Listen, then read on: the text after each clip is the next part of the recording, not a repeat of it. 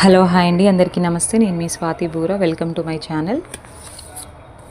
దేవి శరన్నవరాత్రిలో 5వ రోజు శ్రీ మహాలక్ష్మి అమ్మవారి అలంకరణ చూద్దామండి.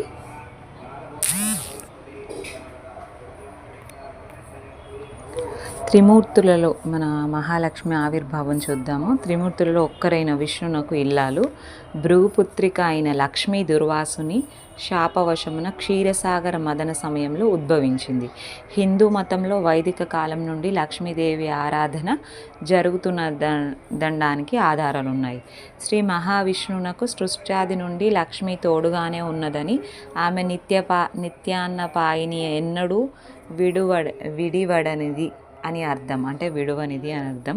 లక్ష్మీనారాయణులు వేరువేరు కారని శ్రీ వైష్ణవ సంప్రదాయంలో చెప్తారు. ఒకమారు లక్ష్మీ విష్ణువు నుండి వేరు కావడం వలన విష్ణు శక్తి హీనుడయ్యాడు. అప్పుడు బ్రహ్మ ఆనతిపై భృగు మహర్షి తపస్సు చేయగా లక్ష్మీ భృగువు ఖ్యాతిల కుమార్తెగా జన్మించింది. ఆమెను భృగువు విష్ణువుకు ఇచ్చి పెళ్లి చేశాడు కనుక లక్ష్మిని భార్గవి అని కూడా అంటారు. ఒకమారు దుర్వాసుని శాప కారణంగా లక్ష్మీ వైకుంఠాన్ని వీడి పాలసముద్రంలో నివసించసాగింది. అమృతం పొందాలని దేవతలు రాక్షసులు పాలసముద్రాన్ని మందర పర్వతాన్ని కవ్వంగా చేసి వాసుకుని కవ్వపు త్రాటిగా చేసి చిలకడం ప్రారంభించారు. ఆ సమయంలో పాలసముద్రం నుండి కామధేనువు, ఐరావతము, కల్పవృక్షం మొదలైన వాటితో లక్ష్మీదేవి అవతరించింది. పాలసముద్రం నుంచి జన్మించింది కనుక ఆమె సముద్రరాజతనయి అయ్యింది. చంద్రుడు లక్ష్మికి సహోదరుడయ్యాడు. ధనాది దేవత అయిన ఈ దేవిని శ్రీ మహావిష్ణువు పత్నిగా స్వీకరించాడు. రామావతారంలో సీతగా, కృష్ణావతారంలో రుక్మిణిగా, కలియుగంలో వెంకటేశ్వర స్వామికి తోడు అలుమేలు మంగగా లక్ష్మీ విష్ణువుకు తోడయింది.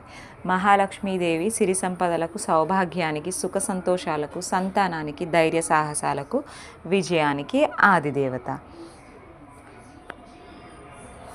లక్ష్మీదేవి ఆవిర్భావం ఇలా జరిగిందండి.